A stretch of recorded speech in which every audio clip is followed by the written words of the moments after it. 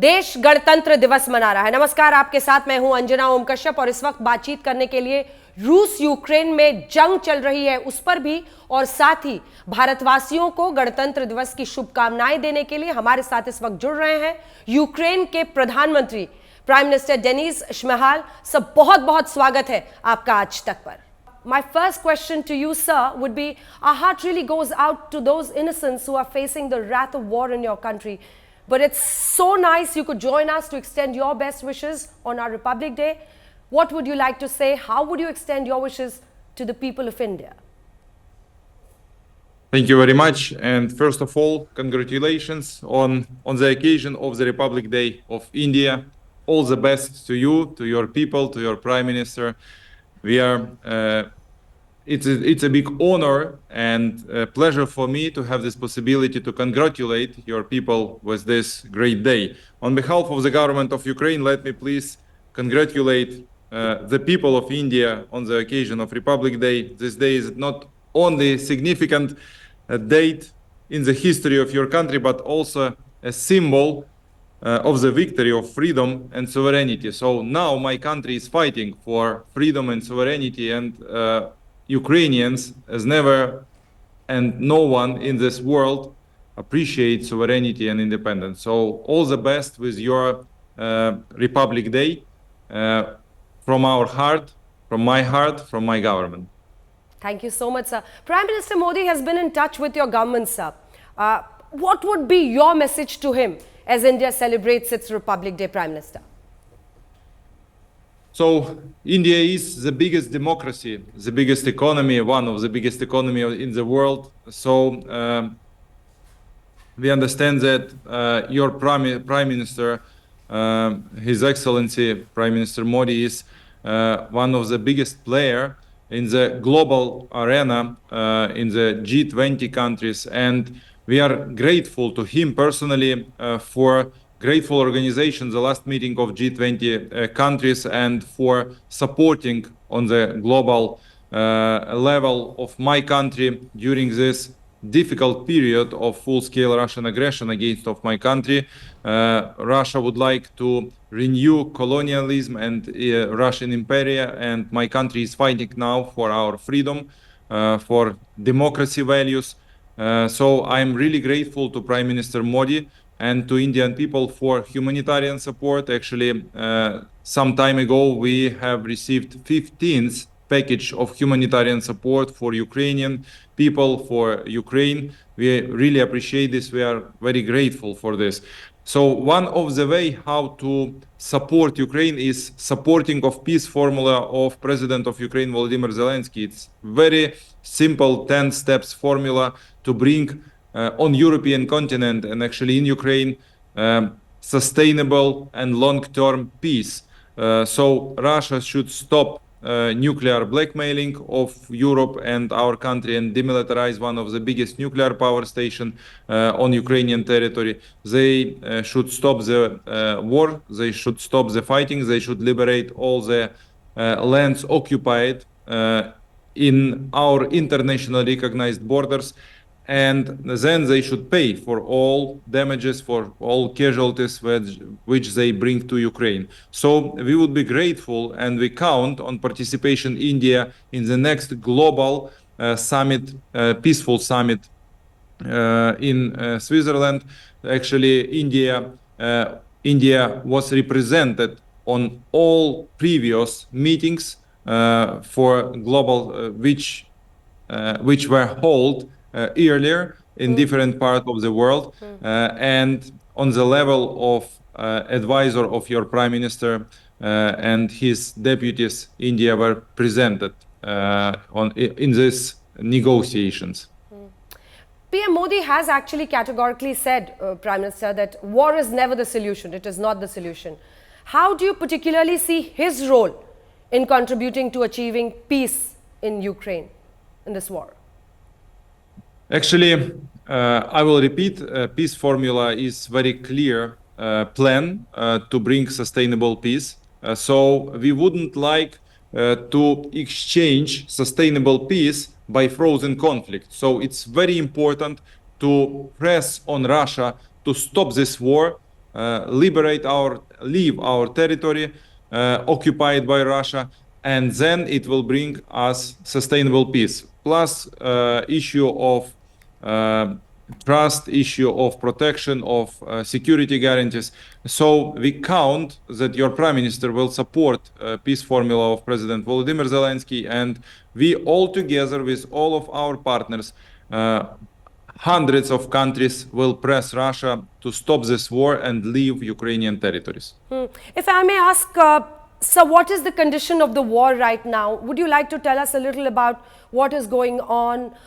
Because also regarding the supply of weapons, what is the situation that you were looking towards a lot of your allies? What is the situation regarding that? So thank you. So now Ukraine liberate more than 50% occupied territories, which Russia tried to occupy since 24/02, 22nd year. We continue our protection of our country. Now the front line is stabilized, and Ukrainian part and Russians continue tactical operations. We are preparing for the next steps in our strategic counteroffensive and liberation all of our lands in the internationally recognized borders as on 1991. We will fighting for our freedom. We will fighting for democratic values. We now produce enough quantity of drones. We begin production of our own weaponry and ammunition. We have huge support and very united support from our partners, from European Union, from United States, from United Kingdom, and other partners and allies. So we have intention to liberate all of our territories, but we understand that this war should be finished during diplomatic way, so during diplomatic negotiations. So because of this, we ask our partners to support our peace formula and press on Russia to finish this war. So this is actually way. But to create a strong negotiation position, we ask our partners support us with weaponry and ammunition to continue liberation of all our lands.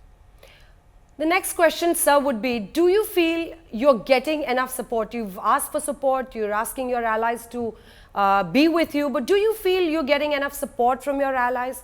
What is the progress of Ukraine regarding the European Union accession and NATO? Actually, we have huge support from our partners during this even 2 years of the full-scale war. Unfortunately, we always need more, and especially if speak about ammunition, if speak about air protection, weaponry and ammunition. So actually now Russians continue shelling by rockets and drones our peaceful cities. Unfortunately, every night civilians are dying because of these missile attacks. So we ask for the air defense equipment, we ask for the artillery, shelling and ammunition, and we have this support.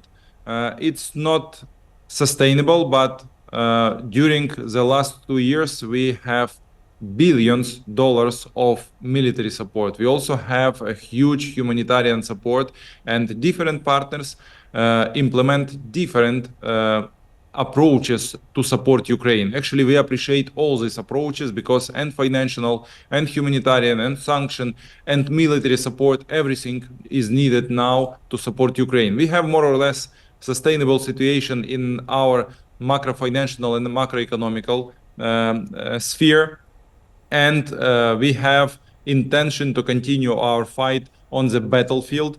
We have support from our partners. We are waiting now decision of United States and European Union, continue financial support.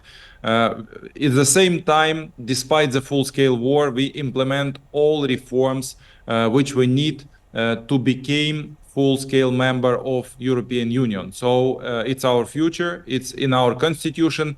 More than 90% of Ukrainian population support integration into the European Union. More than 90% of Ukrainian population support integration into NATO. So as a politician, as a head of a government, I will lead my country and will implement all needed reforms to be member of European Union. But we also appreciate support of India and Indian people and Indian government. And we have our internal interest to continue our cooperation. We invite Indian companies to take part in recovery projects of Ukraine. We invite Indian companies to cooperate with Ukrainian business. India is one of the biggest economical partner. We have a huge increasing of our trading cooperation before beginning of this war. So I think that we should continue this trend and cooperate globally and bilaterally between Ukraine and India. Prime Minister Denis Shmyhal, I'm sure you speak on behalf of your government and the people of Ukraine. Is there a sense within your country that people now want peace? Does your government, your people want a truce now? If yes, on what conditions, sir? Ukrainians, as no one around the world, would like to have a peace.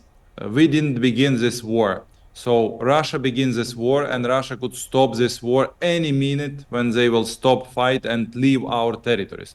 So we just protect ourselves, we just protect our lives of our children, our homes, our families. So we want to have sustainable and protected peace in our country.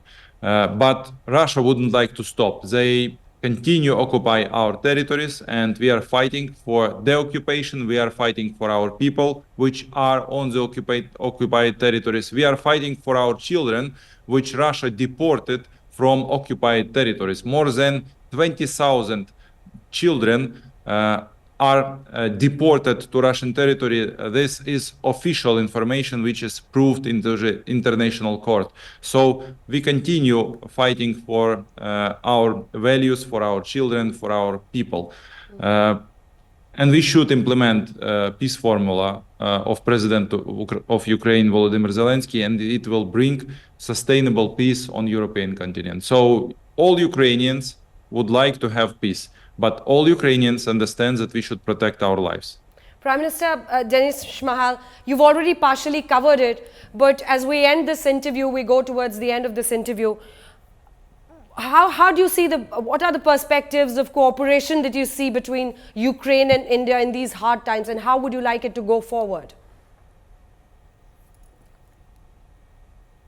Sorry, population between Ukrainian population and the cooperation between the Indians and Ukrainians, the governments, and how can we take that forward in these hard times? So, as I told, it's our mutual interest to develop our cooperation. I will repeat, before beginning of this full-scale war, our cooperation increased dramatically, more than 30% per year. And our turnover in economical, in cultural, in all other spheres increased dramatically. So this war destroys some of our connections actually in import and export, in cultural and scientific and educational cooperation. I think that we should continue and develop our cooperation. So Indian students, it was one of the biggest part of our cooperation, Indian students in Ukraine. We invite students to continue their education in west part of Ukraine, which is more or less secure for now.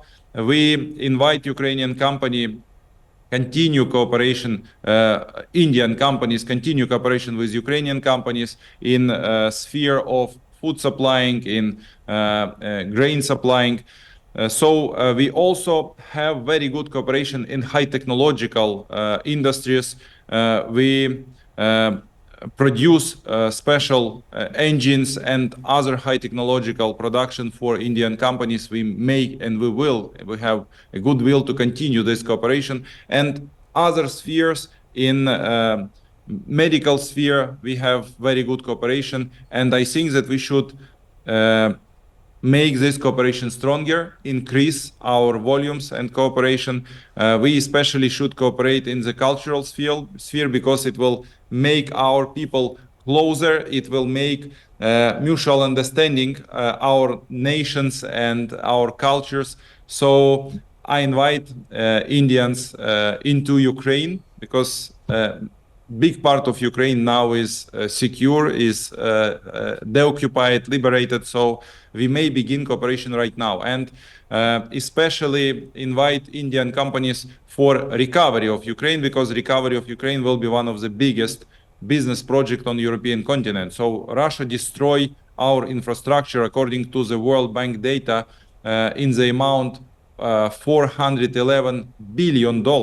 So we understand that we should recover this all, rebuild Ukraine, and this hundreds of billions dollars will be invested in Ukraine, and we will need support companies, businesses, technologies from all around the world. So Indian companies are welcome to support Ukraine in our recovery. Thank you so much, sir. I know your country faces a moment of crisis, but I see your strong resolution to come out of it with full strength. And in your busy schedule, you've taken out time to talk to us and congratulate us, extend your best wishes on our Republic Day. We would like to end it with any message that you would like to give to the world, to our fellow Indians who are celebrating this day. We would like to conclude it with a message, sir. Thank you so much. Anything that you would like to say? Thank you so much. And once again, my congratulations with your Republic Day. I think that India is the biggest democracy, and I'm really glad and I'm proud that you may save the peace and you continue this philosophy and ideology to support peaceful world. And India proved that unity could be in diversity. So this is the biggest value, and this philosophy, this Indian global policy is very, very valuable. Thank you for this. We appreciate our cooperation. We appreciate so much your support. All the best to your Republic Day. On behalf of all fellow Indians, I thank you, Prime Minister Shmyhal, for taking out your time.